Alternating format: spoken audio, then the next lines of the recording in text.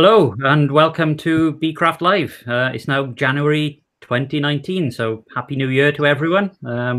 We were just saying, how long can you leave it before you can wish everyone Happy New Year? So it's a strange one. Tonight's topic is to vape or not to vape. So it's all about vaporizing oxalic acid. We've got our deputy editor, Richard, who's previously wrote an article on this very subject for us back in December 2017. So he's our resident expert for the evening. So if you have any questions, feel free to log into the website and ask the question. We'll pick it up and we'll put it directly to Richard. We're also joined by Wendy, who's another one of our regulars. So would you both like to give a quick hello? Hello. Hi. Hello. There we go. So January and February. I don't know what the weather is like in your sort of area where you are at the moment. In South Wales, where I am, we've got a little bit of snow, which is slowly melting. And the hives are particularly quiet at this time of year. So following Christmas, I've just been monitoring my hive entrances, checking for the buildup of dead bees or any blockages, and just generally checking them for any wind damage, really. There's nothing much to report. It's been very quiet. How about yourselves, Wendy and Richard? Anything to report? Nothing to report from my area, really. I mean, we've not had any snow. We've just had one or two light frosts because we're right alongside the coast, so we don't get frost very often at all. So yeah, it's very quiet. Colonies are quiet, but they're there. Little tap on the side, and if necessary, and you can just hear the low rumble inside. I haven't done anything at the moment at all about any oxalic treatment. It just, to be fair, it hasn't been cold enough for long enough here. So I think I'm very fortunate and not as unlucky as they are further west and north by the sound of it.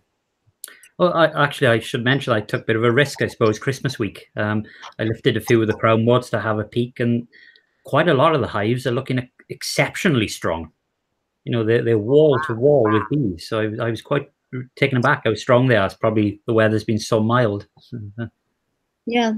Yeah, it's been very mild. I'm in North Wiltshire, and we've had heavy frosts for the last few days. But other than that, it's been a very mild winter, and my bees have been flying very regularly. So even on Christmas Day, they were flying and bringing in pollen, and they're all looking good as far as I can tell. No losses, lots of bees, as you said, Rodri.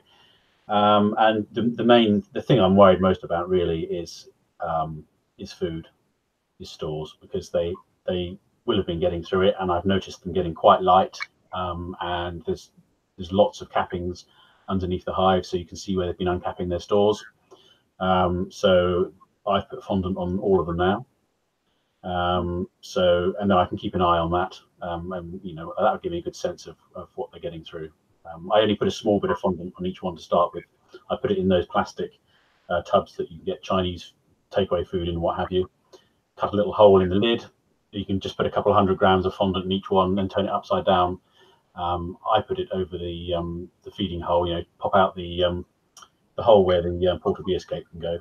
So I don't put it on the bars. I put it on there. I pull a bit of fondant down so that it's going down and touching the bars. That helps them find it. But they'll come up into that pot, and you can very easily monitor whether or not they're taking fondant and using it. So that's been my main issue. And I think, you know, as the season, as we get closer to spring, that will probably be the biggest issue, is lack of stores, I think, this year. Yeah, I think they're probably, as you said, munching their way through it as we speak, actually. Yeah. Go on, Wendy, sorry. That our colonies were all very, very heavy going into the winter. And last time I checked, they still had plenty in there, but you know, it does depend how much is going on. And I haven't, unlike the pair of you, I haven't had a peek yet. So, and it depends on your bees as well. I mean, if you've got thrifty bees, so if you've got darker bees, they don't get through the stores. Whereas if you've got some yellows, some Italian bees, they'll eat through the stores, you know, quite rapidly in the winter. So it depends on your bees as well. Yeah. Right, shall we Should we move on to the questions? We've got quite a few, actually. So we're going to put Richard on the spot now. So, right, so Colin Burrow. I'm not an expert on this. I just happen to be the person at Beecraft who's done it a bit. So you're the nominated expert for the evening. Yeah. So Colin Burrow has asked the first question. Is there any definitive statement from the researchers about the way in which oxalic acid kills mites, or the way in which it acts upon mites? There's a suspicion that it's not poisoning them, but could be burning the mites' foot pads or mouth parts. Yeah, it's a good question, and the answer is no. There isn't a definitive agreed upon answer here. The two most popular theories are, one, which is what was mentioned there, is that it's an acid. It's very acidic, obviously. It's very strong. It's one of the strongest natural acids, actually, and it's burning them, burning their mouth parts and so forth. The other theory, and I was talking yesterday to Jerry Hayes, who is the US Vice President, I think, I'm not quite sure what the title of, not of America, of Vita in America, and a very experienced beekeeper and researcher. And he told me that he believes that the one part of Varroa which is vulnerable is their pads underneath their feet, because of course the rest of them is covered in a carapace, the sort of shell. But they can absorb oxalic acid up through their feet, and the idea is that when it gets inside them, it will then crystallize, and they have these crystals inside them, which then cause various bodily functions to stop working because of these crystals within them, effectively. So that's what he told me he believes is the answer. So the answer to the question is that I think there isn't a definitive answer to why it works, but it does. Oh, you mentioned it crystallizing. Then, yeah. I think we talked about it before. Actually, when you vaporize oxalic acid, you have to wear sort of PPE, on your personal protective equipment, so a mask which protects you. That's also to prevent the crystallizing in the lungs, isn't it? That's right. You breathe in the vapor, the gas, and then it will condense and form crystals in your lungs. I don't know. Do you want me to talk a bit about what the actual process is? Yeah, that would be a good idea, actually. Yeah, for people who are not aware of sublimation of oxalic acid, would be great. Yeah, so as Roger just said, the actual term is sublimation. Vaporization, I'm told, is not, you're not turning it into a vapor, you're turning a solid crystal powder straight into a gas. So you're effectively pumping a gas into the hive. So what you need to use is a vaporizer of some sort. And there are lots of them on the market. First thing I should say is, if you go on YouTube, you will find lots of people making homemade ones of these. And I absolutely would not recommend that, because you're dealing with extreme temperatures. These things get really hot. And you're also dealing with a really quite unpleasant substance, oxalic acid. So one way or another, I think a homemade device, you might save yourself a few quid, but I just don't recommend it. So I've got what's a pretty basic device, and I don't know if you can see this, but essentially it's just a little metal pan on a handle, and there's a cable on the handle which connects to crocodile clips, and these will go onto a 12-volt battery, so a car battery or a lawnmower battery, something, motorcycle battery, something like that. So 12-volt battery, and the idea is that you put oxalic acid dihydrate crystals into the pan. Now, in the UK, there's only one brand of oxalic acid which is licensed for use, and that's Apibioxal, which is here.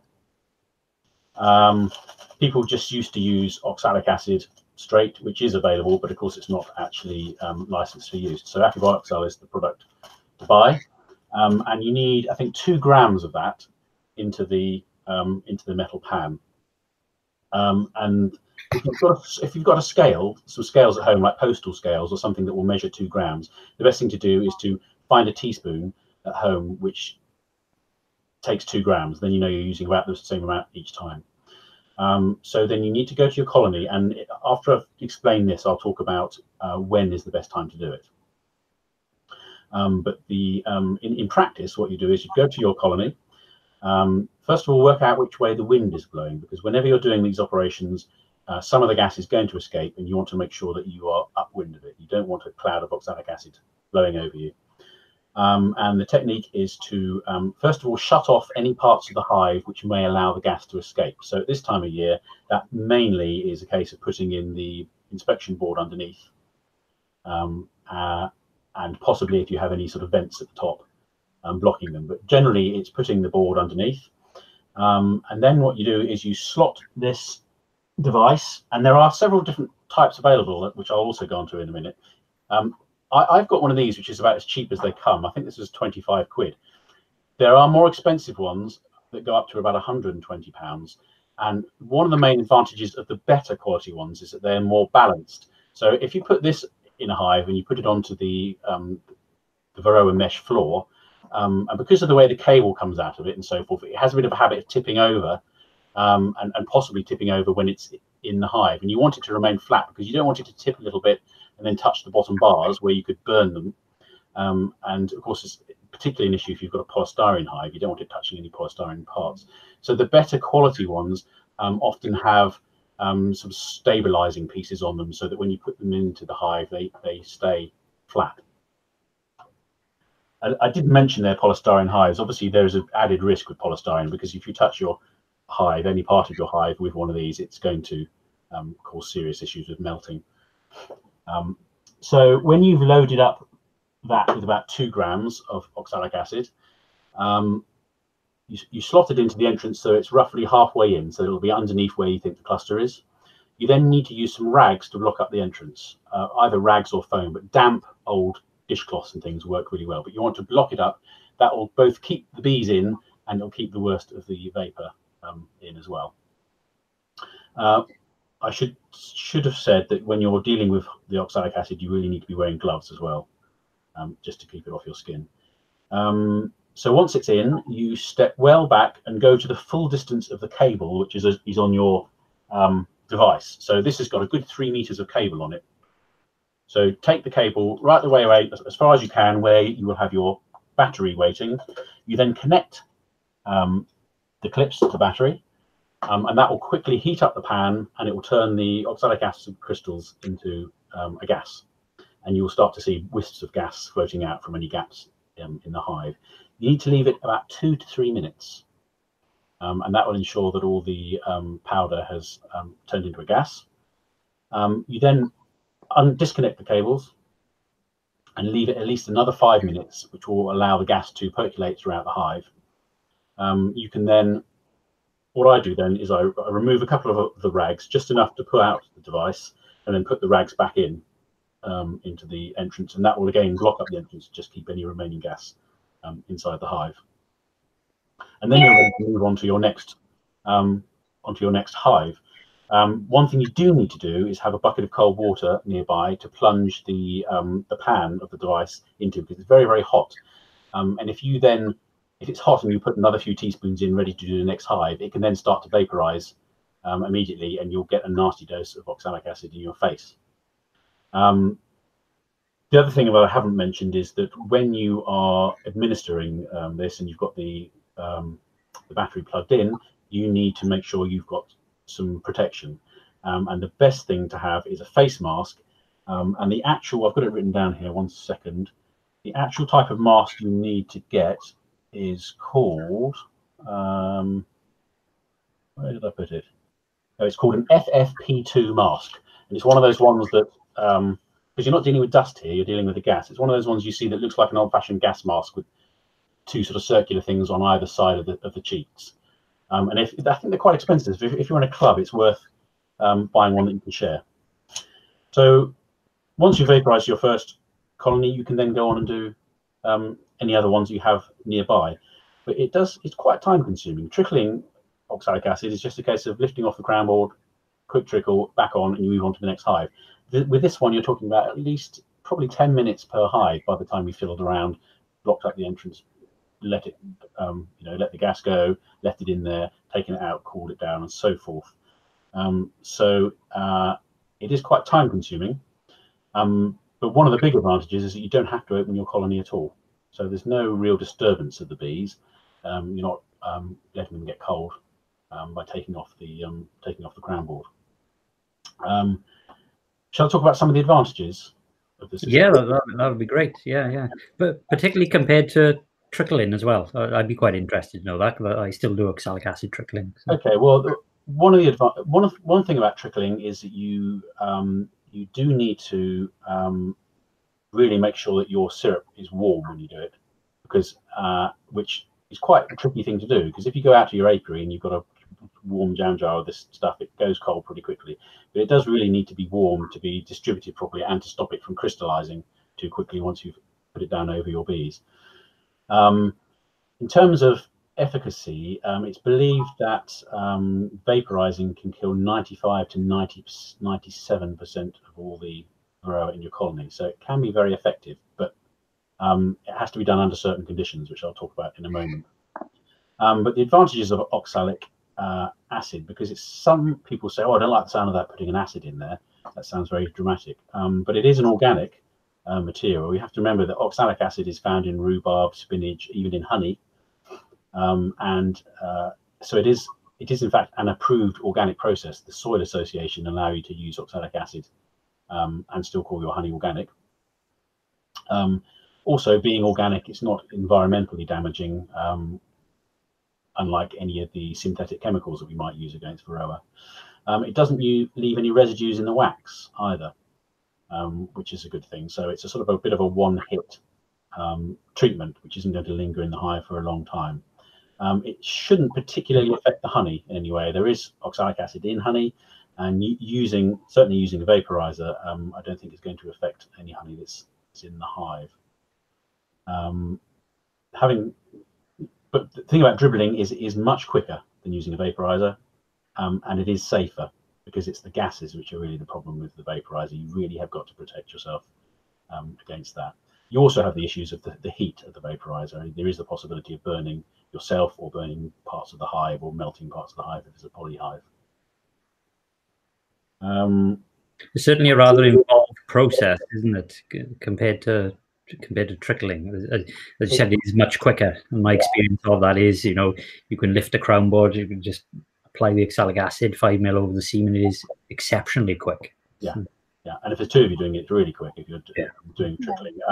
I mean, I have about 10 colonies in an apiary, and so doing this is a bit time consuming, but I'll usually arrange to be doing something else at the same time. So while it's vaporizing, I'll be scraping down some equipment or chopping back some brambles or something like that. So you kind of need to have something else to do. Also, some of my hives are in quite tricky to get to places, and a car battery is quite hard work carrying it somewhere. So it's worth investing in a smaller 12-volt battery, like a motorcycle battery or a lawnmower type battery, something like that. So there are pros and cons to it. So talking now, one of the questions, Rodri, I think you had was about using a different type of vaporizer. What was that question? Yeah, that's a good one, actually, because you mentioned the one you have there. So this is a question off David Pett.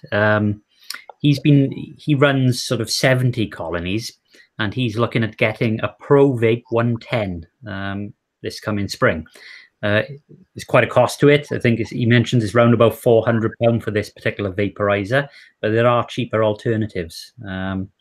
So he was wondering, would a cheaper alternative be able to keep up with such a large volume of hives? Yeah, if you've got a lot of hives, I just wouldn't even contemplate using the type of vaporizer I've shown you.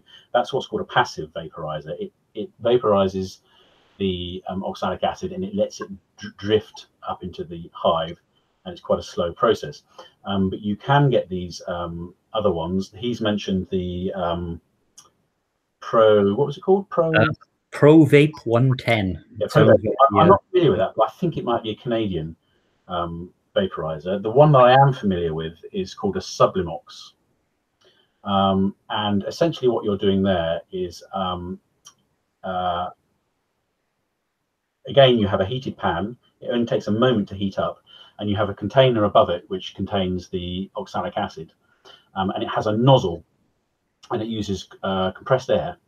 And what you do is each hive has to have, rather than putting it in through the entrance, you do need to drill a little hole in the floor of each hive, which you just keep a bung in or something like that.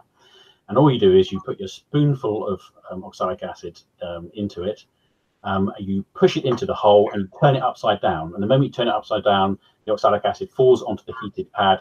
It instantly vaporizes and it's pumped into the hive. And you can do a hive in 20 seconds or something like that. And then you can just pull the vaporizer nozzle out, plug the hole, and move on to the next hive. So it's much, much quicker. But it is quite expensive because they're usually about £300, £350 for the unit. You also need an inverter to produce, to give you the power, and that's going to be another little. Well, they're not very expensive, probably £30 or £40, but there's a lot more kit, but you could do it much more quickly. So if you're looking at 70 hives, then absolutely it's worth investing. You can do each one in 20 or 30 seconds. Mm-hmm. We've got another question sort of following on from your little summary, really, Richard, off Martin. He's mounted his vaporizer on a bottom board that slides under the open mesh floor. At the same time, it seals the rear of the floor. Brilliant, yeah. So what he's asked us, sorry, I'm reading the questions as I go, what sort of disadvantages, if any, do you see with that? It sounds perfect. So it sounds as if he's mounted it to a Varroa inspection tray, essentially. Yeah. So when you slot it in, it seals the larger gap at the back, and it seals underneath the mesh. And it's going to be underneath the mesh, so it's not going to lift up and touch the bottom bars and melt any wax or burn any bars. It sounds like a really good idea. The only slight disadvantage I can see is that when you've finished vaporizing, you probably have to leave it in for longer, because if it's all in one unit, you'll have to pull the whole unit out because you want to go on and do another hive, and then any gas which is in the hive might then escape out through the mesh. So you'd have to probably very quickly slot in another board or something like that. So it sounds like a good idea, but with that one proviso, really. But if you're only doing 2 or 3 hives, you can afford to leave it 10 minutes before you remove the board. And move on to your next colony, I'd have thought. And that's exactly what he said. He said when he's completed the operation on the one hive, he moves it on to the next hive then. So. Yeah. Can I just ask there, Richard, whether the some of the poly hives will have plastic open mesh floors? Yes. Instead of having a metal grid, they'll have a plastic one. Would the acid damage those at all? With the acid, I don't think the acid wouldn't damage them, but the heat would. So what I would do, if you had something like one of these ones, it would be relatively easy to mount that on a sheet of plywood, probably 6mm ply or something like that, just an inch or so around it, so that you've got a little wooden base that it will slide in on. Right. That will stop it from touching. Okay, good. Yes. So another thing that we probably need to mention is the best time to do your oxalic acid treatment. That was going to be the next question, Max. You preempted it. Okay. So the thing about oxalic acid, whether you dribble it or whether you vaporize it, is that it won't affect any Varroa that may be within any capped brood. So it can't get through the wax cappings. And of course, that's where a lot of the Varroa are. You either have the phoretic Varroa, the ones which are living on the bodies of the bees. If you use some sort of treatment, it can get to them. But those that are sealed away in any cells with any brood, it won't touch those. So therefore, the time to do this is when you have no brood.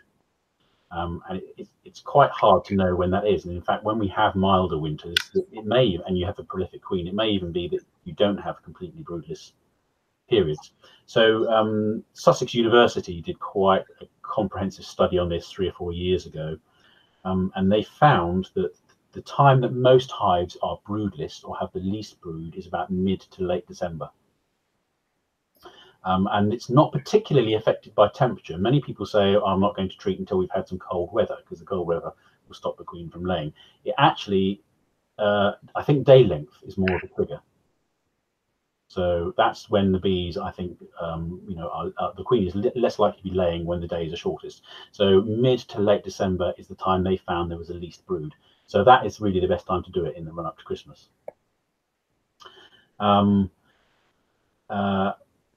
But another way of doing it, and I haven't done this because I don't really like the idea of having to do it, but you have to bear in mind that if there is any sealed brood in your colony, then if there's Varroa in there, they will escape treatment. So what they recommend doing at Sussex is a couple of days before you are planning to treat, open up the colony, look where the cluster is, and lift up a couple of frames in the middle of the cluster. And if there's any brood, that's where they'll be. And then use an uncapping fork to very quickly uncap any sealed brood.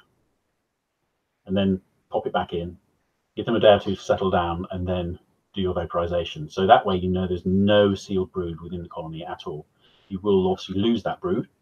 In the middle of winter, you're talking maybe about a couple of 100 cells, and you're going to get all of that Varroa. So they reckon that in Sussex, they say that by doing it that way, you can get at least, well, they say 97% of the Varroa in the colony. So that's a very, very significant reduction in Varroa. The other way of doing it is to do multiple treatments. I don't particularly like this idea because oxalic acid is nasty, and I can see that, you know, there's been, I don't think there's any research that shows that it affects the bees, the living bees, when you vaporize oxalic acid, but it is a strong acid, and I think multiple applications are probably going to cause some harm to some bees. But if you give 3 treatments, one every 7 days, if you think about the fact there's a 21-day brood cycle, then in theory, you do it 3 times, once every 7 days, you're going to get any Varroa which are going to be in that colony. Either they're going to be the ones on the bees, or they're going to be the ones that have come out of the capped cells. So that's another way of doing it.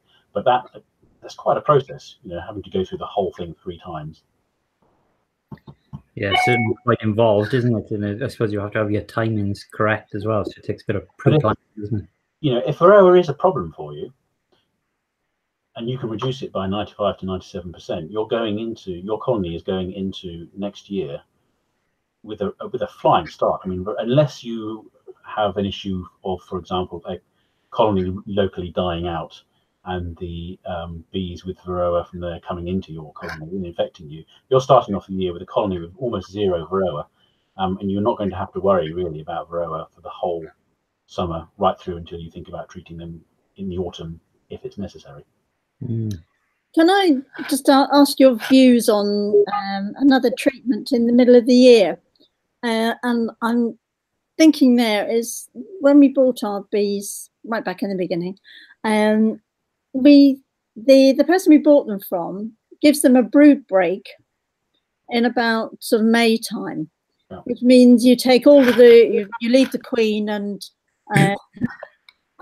the foragers in the colony, you take away all of the brood, remove all of the brood with nurse bees, and put them in another part of the apiary, and just leave them there to basically for all the brood to emerge, and for them to create a new queen if they want one. I mean, if you don't want new queens, then you go in every once in a while and actually knock down any queen cells.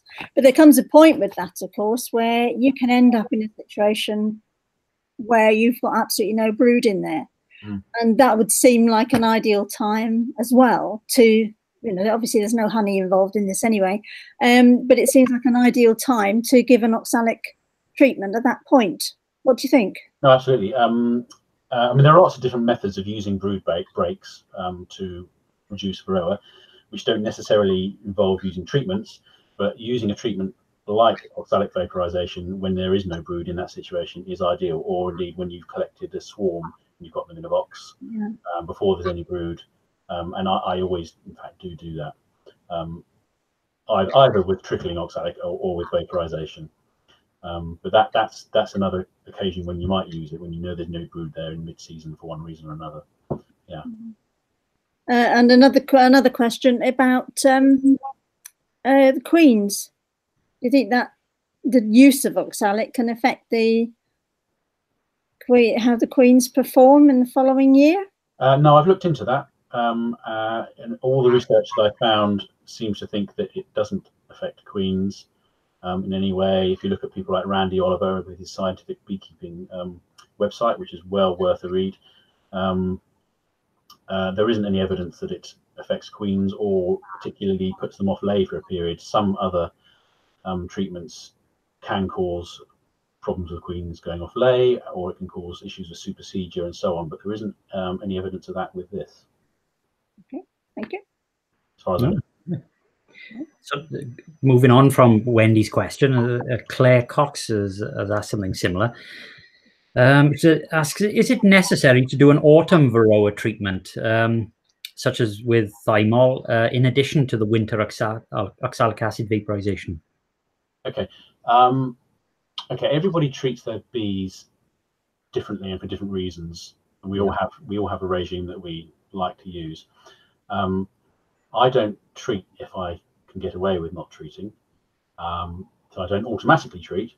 But the autumn is the most important treatment time, as early as is possible. When we say autumn, really, I would say late summer. So if you can get your honey off in July, and if you have what you would consider a significant mite population, then treat with something like Apiguard, and you will have a very significant knockdown of varroa then if you do it properly and it's still warm enough, which is quite important with those sorts of treatments. And you will then give the bees an opportunity to raise. It's all about them being able to raise healthy winter bees. Okay, you need a good population of bees that are healthy and can go through the winter to get you up and running in the spring. So in many ways, that's the most important time to treat if you think you have a high varroa population. You want to knock the varroa down so the queen then has a good run in the autumn of producing young bees without them being affected in any way by varroa. That will give you your strong winter population. If you consider that you need to treat at that time because you have got varroa and you've counted them and you've done the various calculations, if I treat in the autumn, I will always treat again those same colonies at this time of year. So really what I'm doing is I'm knocking down the majority of them in the autumn, and then because I know that colony has had a bit of an issue, I will treat it again at this time of year just to get on top of any remaining ones. Because if you treat them in late July or early August, you'll get a lot of them, but those that you didn't get, the population would have built up again by this time of year to a degree. We tend to have quite a lot of Himalayan balsam in my area, so I tend to have to delay treatment till relatively late, which is quite annoying at times. I know somebody else in your area, Rod, actually, and he relies on the balsam a lot. Or wants to, you know, as a harvest, you want to be able to, So and that is an issue. And so what do you do with yours?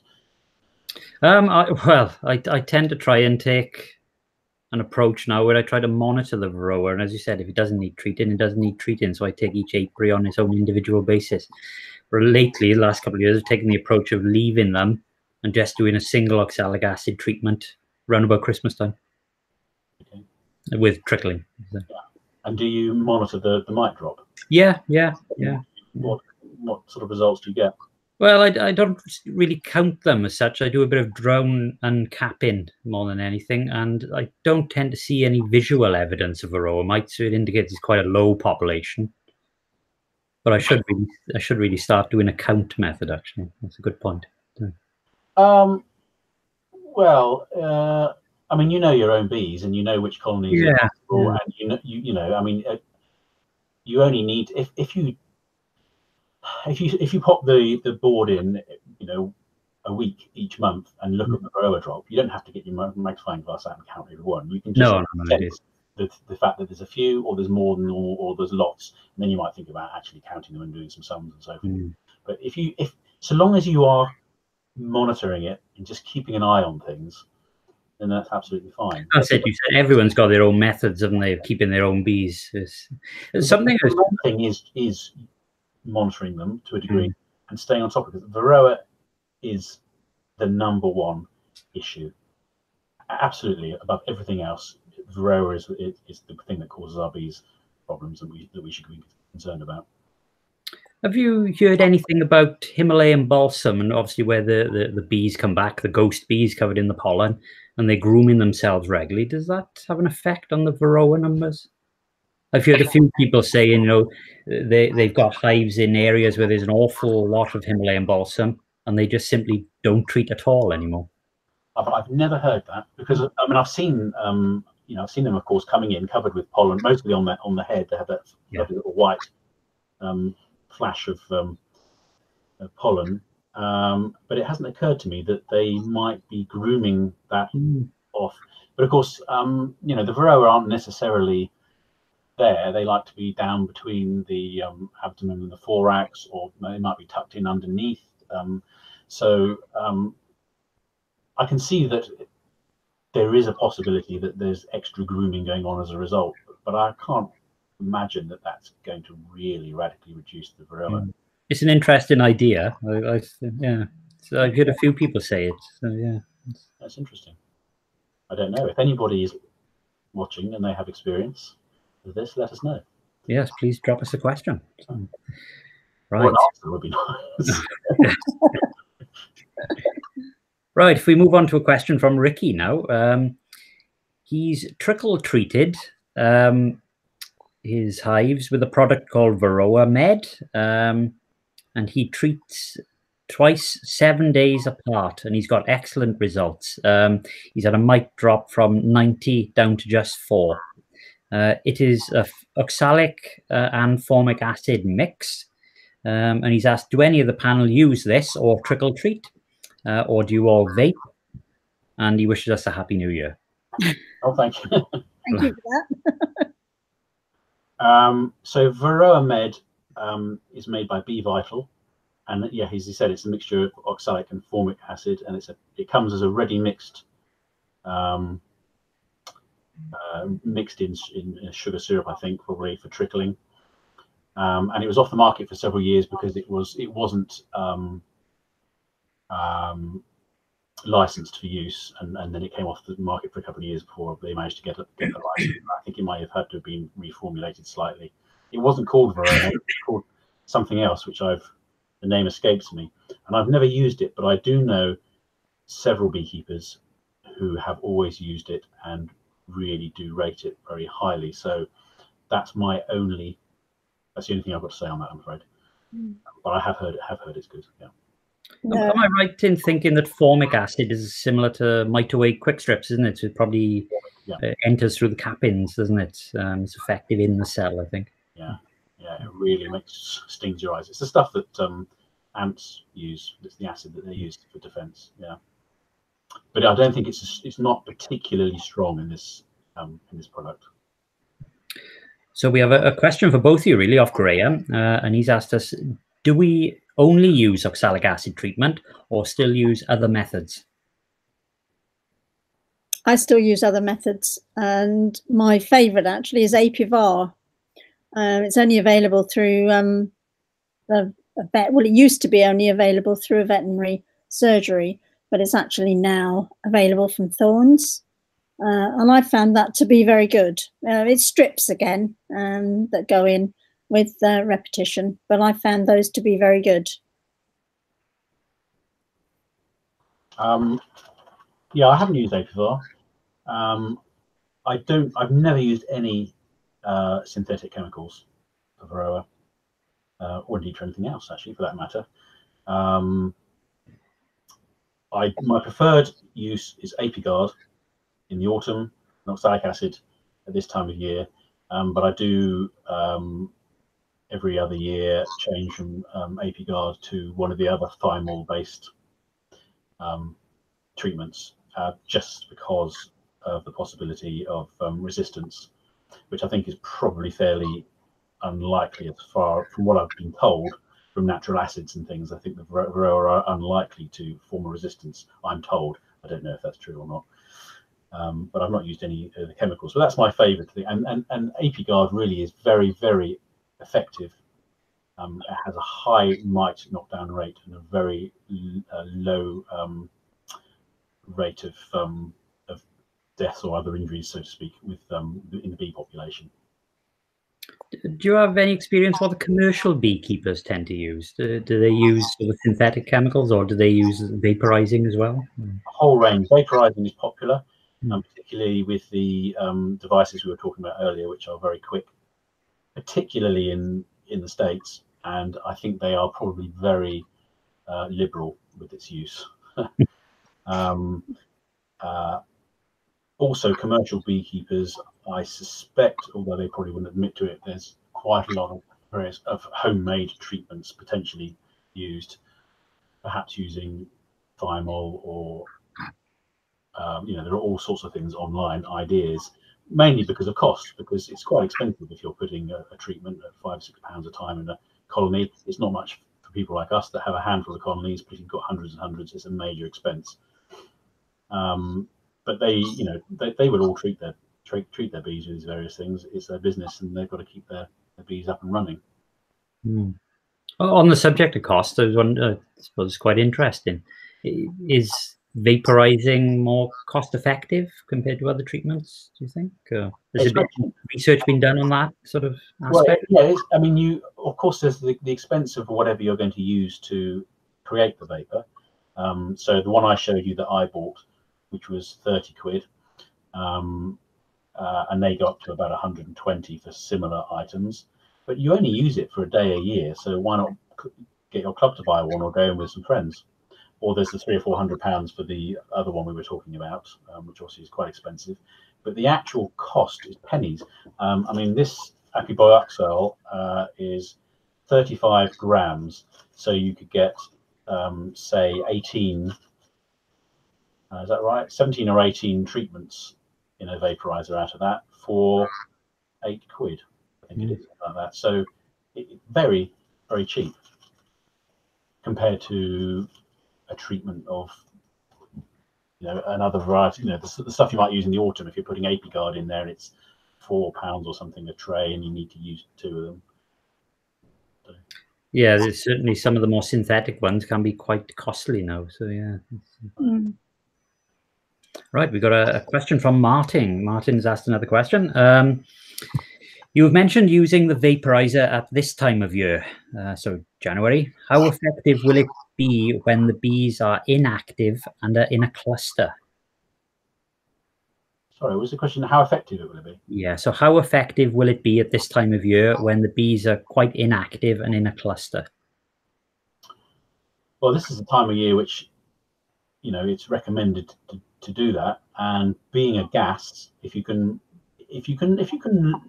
remove the roof and peer down, if you've got maybe a glass quilt, or if there are any holes in your crown board, feeding holes, if you can peer down there and get a sense of where the cluster is, or you can possibly have a look on the bottom board and see where they've been uncapping any stores, you'll know where the cluster is, and you can place that immediately under the cluster so that the majority of it goes straight up into the cluster. But my understanding is that you're effectively forming a gas through sublimation, and that's just going to permeate every single part of the hive and get in between all the bees and so forth. So whether they're clustered or whether they're distributed throughout the hive, I think they're going to get a good enough dose. I wonder how that varies with sort of trickling, because I suppose with trickling you're spreading it over the seam of bees, aren't you? Or you almost need them to move, I suppose, to disseminate it. Is that right? Or... Yeah, the treatment for that is supposed to be 5 mils of syrup per seam of bees, so not between each frame, but between each frame where there are bees. And somebody's worked out that 5 milliliters spread around 1,000 or so bees is enough to get around. I think it's because it's sugar, or if it's something you bought, it's probably more likely to be a form of glucose. And as they move around, it will get spread very thinly over the entire bee, and therefore any varroa that are on them. Oh, it's interesting. Well, we've come to the end of our questions now, unless you've got any specifically, Wendy, to ask on the subject. No, I think that I asked mine in the middle, actually. Oh.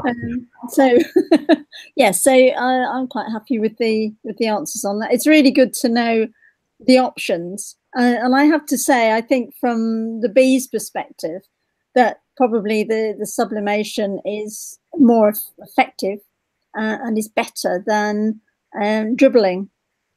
But it's all the other implications that has, I think, that you have to really take into account, and to take all the necessary horrible health and safety health and safety issues. You've got to take all those precautions.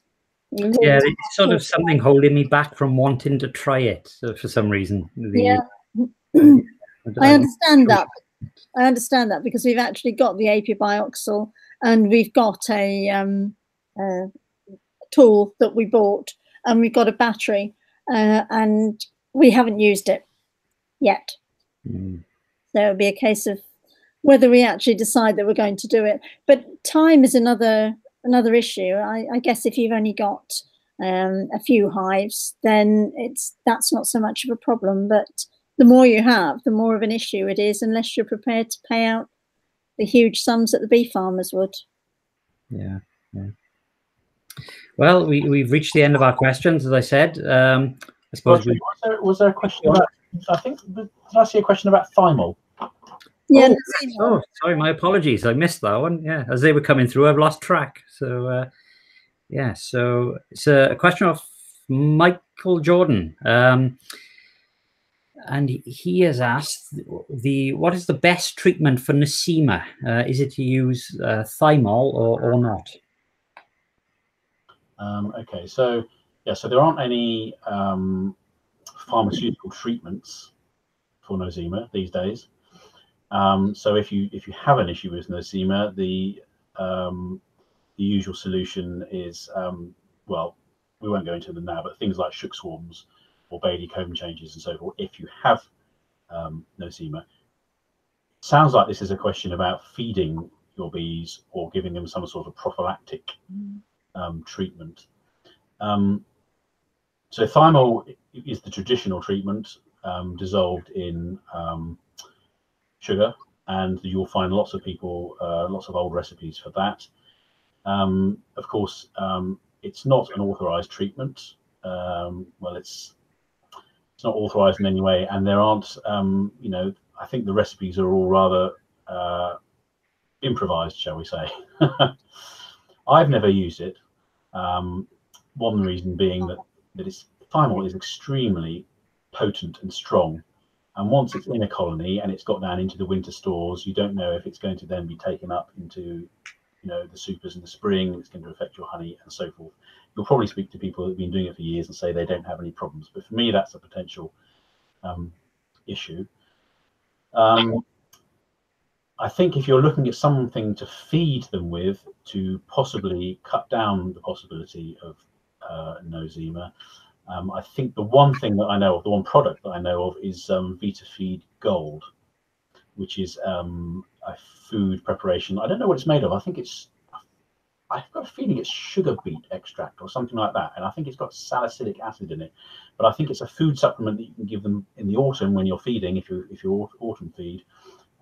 And I believe that the tests show, I mean, it's sold as various things, as a food supplement to boost their health in all kinds of ways, but I do believe that there is evidence to show that it also decreases Nosema. So if you have a history of Nosema and it's something that you are worried about, I would go and look at VitaFeed Gold and see what the information and statistics on that are. And we've just had one question come in, actually. One sort of pipped it at the last minute off John Cleverly. And he said that he uses rhubarb leaves above the crown board from early spring until early autumn. And he finds that that helps with varroa. What are your thoughts on that? As you mentioned, rhubarb contains the oxalic acid, doesn't it? Oxalic acid, and it's a common treatment used in Eastern Europe, I believe. So a couple of rhubarb leaves placed onto the crown board, and they will chew it up and remove it, much as they would anything else that they don't like that's in the colony. And it's the way that some treatments like Apiguard work. There's a sort of gel in there, and they try to remove it, and in the process they get a dose of oxalic acid. So, I mean, obviously, in that instance, you have no real control over dosing and things like that. And it certainly isn't approved by the Veterinary Medical Directive, but I have heard of it being used, and I have no idea of its efficacy, but it sounds like this person has had some. I'd be interested to know if once it's used, there is then a noticeable drop in Varroa as a result. That would be interesting to see. Yeah, as a way of measuring actively, if it is, yeah. But I've heard similar things with people placing lavender on the crown board as well. Things like that, sort of strong smelling substances, isn't it? I've never heard of that, but I imagine that the oil in lavender is very similar to thymol, which is the oil in thyme. I think lavender and thyme are probably related, but I don't know. But I imagine they've probably got similar sort of strong oils in them. So, yeah. Same sort of principles, I suppose. The trouble with these things is that if you don't use something that is very effective and has a very strong knockdown of mites, there is always the danger that you are only partially treating them, and the ones that remain are going to be more resistant to whatever you've used. Which is why when you used a properly administered licensed product and you use it exactly the way it's meant to be used, you will get effective results, and you won't have issues with either residues in the honey or in the colony of any sort that you don't want there, or possible issues of resistance. So, beekeepers being beekeepers, we all like to try the idea of various homemade concoctions and what have you, but in reality, if we're being responsible beekeepers, and I know it's a bit boring, but the responsible thing is to use licensed products and use them exactly as the instructions and in the correct dose. I have to say, with the rhubarb leaves, I'd feel quite comfortable actually using that from sort of September through to probably February, March, until they start going out collecting stores. So have you? Sorry? Have you used it? No, I haven't, but I actually think it's quite an intriguing thing to do. But I wouldn't want it on throughout the year, because I wouldn't want it on at the time that they're collecting honey. Oh, that's great. So, do you have any plans for next month, either of you? What does your beekeeping calendar hold for the next few weeks? See Wendy thinking there. She's thinking. Richard's inspired me to heft my hives, so I'll be doing that in the next few days and probably put some fondant on. That's my plan. I think that's the most important thing at the moment, is to make sure they've got plenty of stores, and so hefting. The timely reminders I do next week will be giving a checklist of everything that you're going to need to get back into the apiaries again, because it's not going to be long before we're starting to think about full inspections. I mean, the weeks just go by so quickly. So I think some of mine will be, apart from hefting the hives, which I don't have that many of now, will be to make sure all my equipment is ready for the forthcoming year, and to start getting my kit together. No, that's a good point. I should really start rendering some wax down. I've got a mountain of wax to try and get through. Oh, we're doing that at the moment. I have to say, we've been doing that for the past couple of weeks, and we've got a mountain of wax to get through as well, Rod. So yeah. I've got lots of old brood frames that have been sitting shut up in nukes and so forth that need to be steamed out over the next few weeks. And I'll be cleaning boxes and re-oiling them. I put linseed oil on them every year and swap them around to try and keep them in good condition. And the other thing to bear in mind is if you need to move any colonies, now is the time. You've still got time to move them, because what happens is they sit there all winter and you want to move them to somewhere else, and then suddenly they're all flying, and you've got that issue of having to move them a little tiny bit or take them miles away and so forth. So don't forget, you've still got time to move colonies just across the apiary if you want to. Yeah, good idea. The other thing I'll be thinking about very soon is thinking about feeding the bees. It will come along very quickly, as Wendy said, ready for the oilseed rape. I know that Wendy in particular, you dislike oilseed rape and try to avoid it. I don't mind it. I get lots of honey off it, and my bees build up nicely on it, and I like them to be ready for it. So I will be monitoring the state of the oilseed rape and thinking about feeding them, feeding the bees a stimulative feed starting about 6 to 8 weeks, or about 8 weeks before I think it's going to flower. And that won't be long at all, really. It'll be sort of February time, won't it? It'll be honest now, soon enough. Yeah, well, this time last year, the oilseed rape was barely even above the ground, whereas now already it's sort of up to calf height. This frost we have at the moment will slow it down a little bit, but a little bit of warm weather, it's amazing how quickly it comes up. Well, we've reached the end of tonight's event, so thank you everyone for joining us. I hope you enjoyed that. It's probably worth you reviewing Richard's previous article back in, when was it, December 2017. We've got lots of detailed information on vaporizing in there, so that's worth having a review of. If you've got any further questions, please feel free to ask them. We can pick them up again. I hope you can join us on the 20th of February for our next event, and that'll be on the topic of showing honey, which is something I mentioned I enjoy doing, and we're going to have some special guests. We'll probably get a honey judge on as well, and we'll try and give you some tips for showing honey and how you can collect some prize-winning honey this year. Well, I might watch that because I've never won a prize. Oh, okay, all right. I'll bring along some of my prize. Oilseed rape, I think, Wendy. That'll never win a prize. Thank you very much, and good night. Good night. Bye. Bye.